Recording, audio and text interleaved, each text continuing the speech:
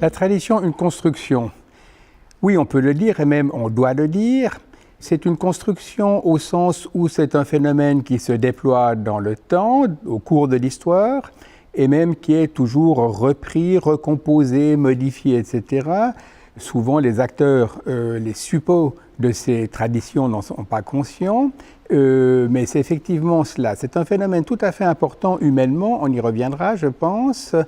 Quand je dis que c'est une construction, c'est pour dire que ce n'est pas simplement une tradition, le renvoie à des faits purs, des événements qui sont isolables et qui seraient arrivés à un moment ou à un autre et qui devraient être tels quels repris parce qu'ils valident un type de manière d'être dans le monde, un type de vérité, etc. La tradition, c'est une construction au sens où, un peu comme pour les individus, on parle volontiers de récits de vie. Des récits de vie, c'est pas simplement l'addition de tout ce qu'on a vécu, c'est la production d'une cohérence dans laquelle on se reconnaît, est en jeu une identité, que ce soit au niveau personnel, comme dans les récits de vie auxquels je fais allusion, ou que ce soit de façon plus générale, collective, religieuse, nationale et autres.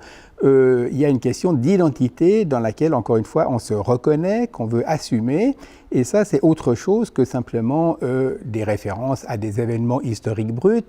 Ces événements, on les prend en charge dans une tradition oriente un espace, un temps, une tradition produit des références, et tout ça, justement, c'est de la construction. À prendre en un sens positif, là aussi, je pense qu'on y reviendra. Aujourd'hui, spontanément, quand on dit construction, on pense que c'est donc quelque chose qui est secondaire, second, pas seulement second parce que ça arriverait après des événements dont on parle et qu'on évoque, mais secondaire finalement parce que justement ce qui serait important, c'est les événements auxquels on se rapporte. Et je pense qu'il faut couper avec cette représentation-là. Une construction, c'est tout à fait important. Humainement, on vit de cela. Après, il y a une manière de la comprendre, de la valider, d'en faire quelque chose qui puisse être productif, puisque les traditions, c'est aussi concrètement le lieu d'enfermement et souvent d'opposition de telle tradition à telle autre tradition. Mais voilà, construction donc d'une cohérence, d'une identité, par-delà des discontinuités effectives, l'éparpillement dans le temps. Si je reprends la question des récits de vie, on est éparpillé, on a vécu beaucoup de choses. Et il y a une construction pour dire une identité ou une continuité construite justement par-delà des discontinuités effectives. Donc oui, une construction, mais en validant le terme construction, je ne dis pas construction pour invalider ce qu'il y aurait là ou le relativiser, au contraire, pour inviter à réfléchir à ce qui se passe là, ce qui est en jeu humainement, au niveau individuel comme collectif.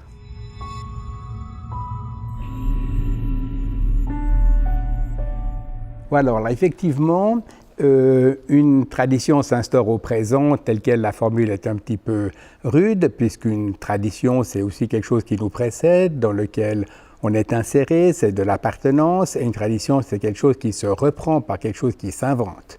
Mais justement, ça se reprend, donc ça s'instaure bien au présent. J'avais dit tout à l'heure qu'une tradition, elle est inscrite dans une histoire, qu'elle est toujours modifiée au gré des cultures, des problèmes nouveaux qui se posent, elle doit toujours s'adapter.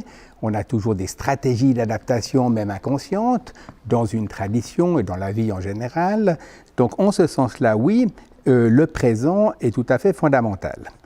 Maintenant, le présent, et justement, puisqu'on parle de tradition, ce n'est pas un présent qui est isolé et coupé de tout ce qui l'a précédé. Au contraire, c'est un présent qu'on articule à quelque chose qui nous précède et qu'on reçoit, dont on fait quelque chose, pas qu'on répète purement et simplement de façon quasi aliénée ou bien subordonnée ou en hétéronomie. On le reprend, ses précédences, et puis en même temps, on ouvre un avenir. Je pense que les deux choses sont liées d'ailleurs.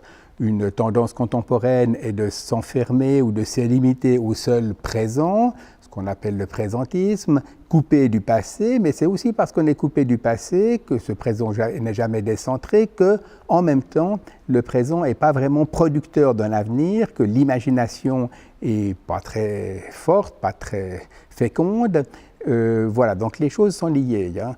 On est dans le présent, mais c'est un présent articulé à un passé qu'il reprend en différence, et en même temps c'est de la reprise, mais de la reprise qui remodèle, qui crée à nouveau quand même chaque fois, pas qui instaure et qui crée comme au premier matin de l'histoire, mais quand même il y a quelque chose de créateur toujours repris.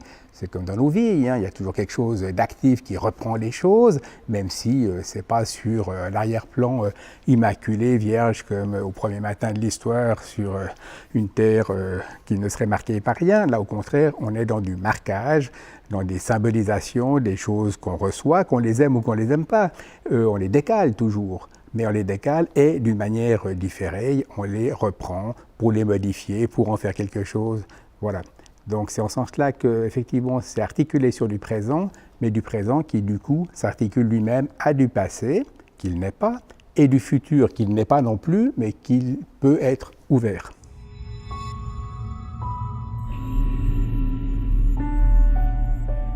Oui, alors effectivement, j'insiste beaucoup sur ce point. Là aussi, il est volontiers en crise en modernité, on n'aime pas trop l'institution.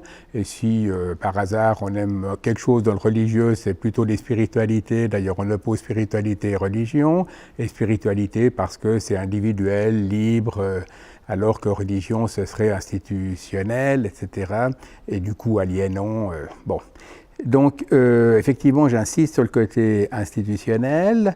C'est vrai, aussi parce que l'humain, justement, je ne crois pas qu'il existe comme ça de façon pure. Les institutions, il faut le comprendre comme des matrices qui s'inscrivent dans des réalités anthropologiques et naturelles générales, mais l'institution est en tension avec de la nature, elle en fait quelque chose, mais on ne vit pas dans de la nature vierge et pure.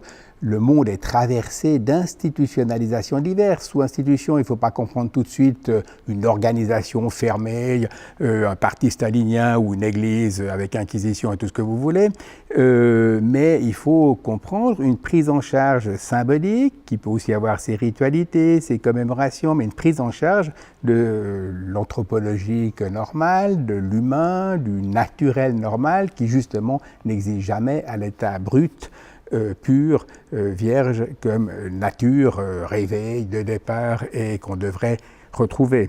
Donc oui, quelque chose d'institutionnel. Voilà, les traditions vivent de cela. Il y a aussi, peut-être, on peut le faire remarquer au passage, aujourd'hui les traditions sont en perte de vitesse, on se socialise mal, le présent est en panne et en déni de beaucoup de choses. Si je prends un exemple, les phénomènes de radicalité religieuse, par exemple, que ce soit en islam ou du côté de l'évangélisme, pour prendre le terrain chrétien, on a justement de la socialisation qui n'est pas du tout portée par des traditions, par de l'institution, que ce soit les mosquées, l'église ou d'autres communautés, qu'on soit donc musulman ou chrétien évangélique, mais ça se fait directement sur Internet, alors que traditionnellement, justement, les traditions médiatisent, elles inscrivent dans de l'institutionnel, et tant qu'à faire, si on regarde froidement et intelligemment les choses, heureusement, si seulement les gens avaient été socialisés dans les traditions, dans les mosquées, dans les églises. C'est bien pire s'ils le sont en dehors de tout cela, en dehors de ces médiations, en dehors de ces institutions et de ce qu'elles peuvent porter de meilleur, parfois aussi de pire, hein, ne le négligeons pas, mais ce qu'elles peuvent porter de meilleur, alors que directement, comme ça, sur le marché libre de différentes propositions qui tombent du ciel et qu'on trouve sur Internet, on est justement en dehors de cet espace traditionnel, et je pense que c'est un des problèmes de notre société contemporaine, ce phénomène-là, repérable donc sur la scène religieuse, mais peut-être plus largement.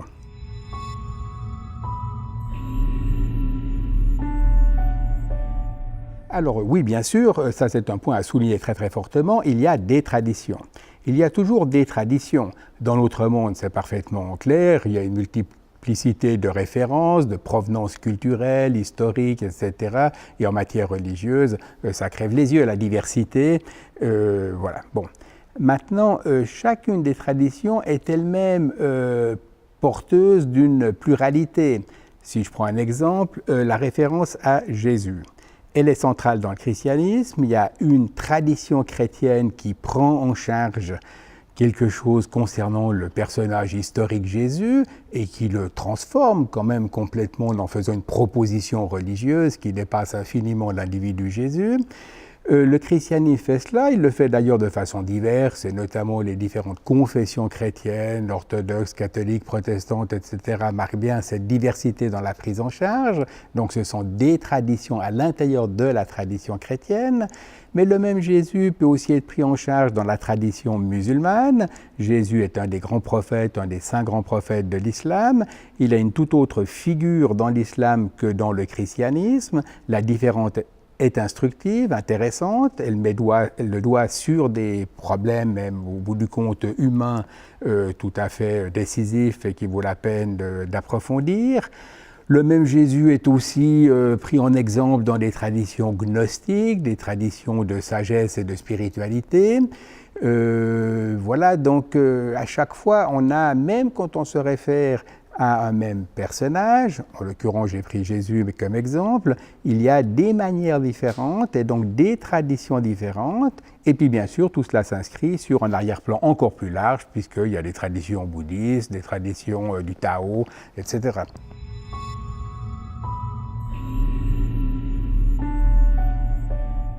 Alors ça, si on regarde sérieusement ce qui se passe dans le religieux, et à l'encontre des radicalités religieuses, le salafisme ou l'évangélisme aujourd'hui, on voit bien que ces traditions, j'ai dit qu'elles étaient inscrites dans une histoire et qu'elles changeaient, mais elles changent au gré des cultures qu'elles traversent. À chaque fois, il y a du métissage. À chaque fois, il y a du syncrétisme culturel. Le christianisme n'est rien au départ en dehors des matrices culturelles et des matrices intellectuelles de l'Antiquité tardive. Le christianisme est en concurrence et en complicité avec différentes gnoses, avec le néoplatonisme. Il partage une manière de voir les choses globale qui est la même, et sur ce partage, il inscrit des choses qui sont en différence d'autres traditions, mais c'est sur un arrière-fond culturel qui est partagé par tout le monde à l'époque et qui est tout autre que les postures culturelles qui peuvent être les nôtres aujourd'hui. Au Moyen-Âge, le christianisme se redéfinit, se reprend, se recompose autrement en fonction des données de l'époque. Au début de la première modernité, comme on dit, 16e et les suivants de même, et aujourd'hui encore, sans compter les différences géographiques. Il y a du christianisme qui se repense en Inde, il y a du christianisme qui se repense en Afrique et ailleurs, et à chaque fois, on a de l'acculturation. L'acculturation, ça veut dire qu'on inscrit dans une culture donnée quelque chose de spécifique, mais ce spécifique, ce n'est pas un objet qu'on peut circonscrire et puis qu'on emballe d'une certaine manière pour que ça passe bien sur le marché. L'inscription, elle est beaucoup plus profonde. On reprend en charge des éléments de la culture donnée. Donc oui, une tradition est une succession d'acculturation, à chaque fois différente, et puis là de nouveau se pose la question qu'on avait indiquée tout à l'heure d'une continuité par-delà les discontinuités, puisque les croyants de telle ou telle tradition, ou les gens qui se réfèrent à telle ou telle tradition, doivent bien construire pour eux-mêmes d'abord quelque chose qui dit la continuité de cette tradition, de ce qui est porté dans cette tradition par-delà ces syncrétismes successifs, ces acculturations successives.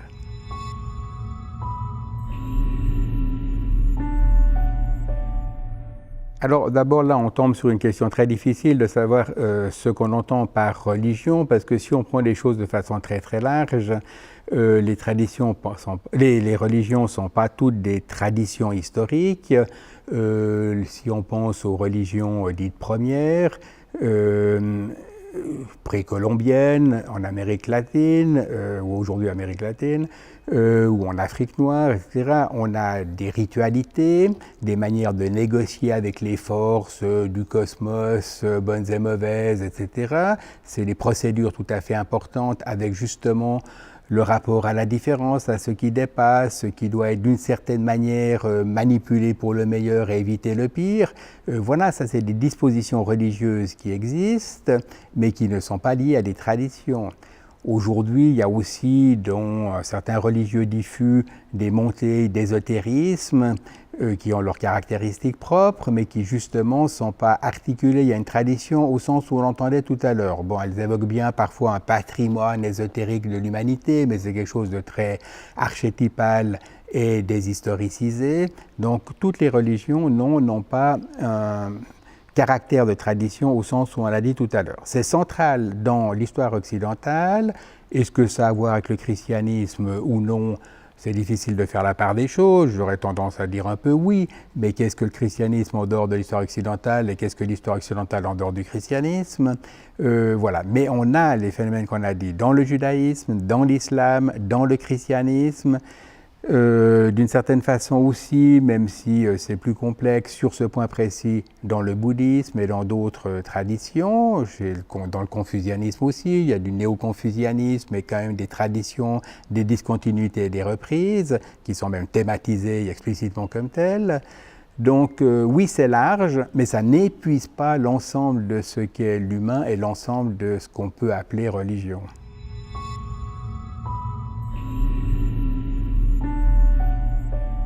Alors je ne sais pas si les traditions ont un avenir parce que personne n'est prophète et puis ce qui va se passer nous surprend toujours et après coup on est toujours très doué pour expliquer c'est ça qui devait arriver, c'est comme les dernières guerres, on sait toujours quand il faut les gagner ou les crises économiques. Bon, donc sur l'avenir je n'en sais rien mais disons que je m'engage, j'espère bien qu'elles ont un avenir, à condition d'être bien comprises, à condition d'être pas auto-enfermées dans leurs énoncés qui seraient en tant que tels directement la vérité.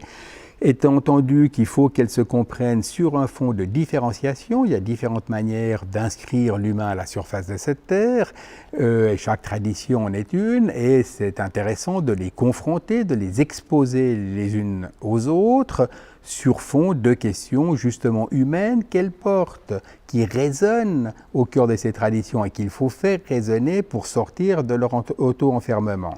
Mais cela dit, oui, les traditions, j'espère, ont un avenir. Encore une fois, c'est ce qui médiatise notre rapport au monde.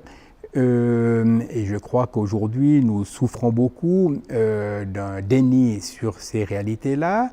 On a quand même très souvent aujourd'hui une pensée soit de l'individu, dans ses droits subjectifs qui ont fait beaucoup de progrès, soit à l'opposé de l'ensemble républicain, disons, si on est en France, qui serait un projet d'ensemble quand même en principe homogène, et puis il n'y a rien entre deux. Or, la réalité humaine, elle est justement porteuse de choses qui font qu'aucun humain n'est que l'individu, et la République, ou disons globalement la société, doit pouvoir intégrer des traditions différentes. Quand on dit qu'on doit intégrer les musulmans, ce n'est pas simplement intégrer chacun des humains qui sont musulmans, c'est aussi intégrer quelque chose de la tradition qui les porte et qui constitue ce qu'ils sont comme musulmans. Pas pour qu'on devienne tous musulmans, au contraire, les différences sont intéressantes, comme je l'ai dit, mais pour faire fructifier chacune de ces différences sur un arrière-plan bien sûr commun de partage et d'interaction, mais pas sur un arrière-plan où il s'agirait d'assimiler.